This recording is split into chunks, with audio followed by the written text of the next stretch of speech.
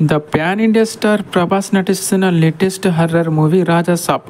రీసెంట్గా ఈ movie teaser release అయి మంచి హైప్ క్రియేట్ చేస్తుంది. ఇందులో వింటేజ్ ప్రభాస్ దర్శనమివ్వడంతో ఆడియన్స్ అందరిలో ఎక్స్పెక్టేషన్స్ పెరిగిపోయాయి. డైరెక్టర్ మారుతి ప్రభాస్తో ఏదో గట్టిగానే ప్లాన్ చేశాడని టీజర్ చూశాక అర్థమైంది.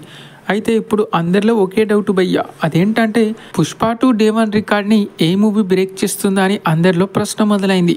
ఇది వరకు డే 1 రికార్డు అంటే RRR గుర్తొచ్చేది, కానీ దాన్ని బ్రేక్ చేసి పుష్ప 2 డే 1 రికార్డులో నెంబర్ 1 స్థానంలో ఉంది.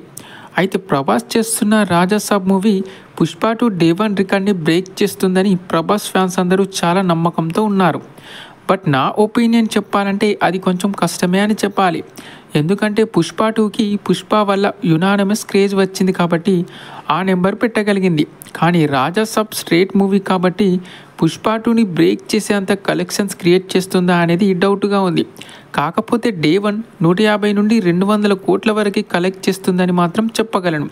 మరి మీరేమనుకుంటున్నారు? పుష్ప 2 డే 1 రికార్డ్ని రాజాసాబ్ బ్రేక్ చేసే ఛాన్స్ ఉందా లేదా అనేది కింద కామెంట్లో చెప్పండి.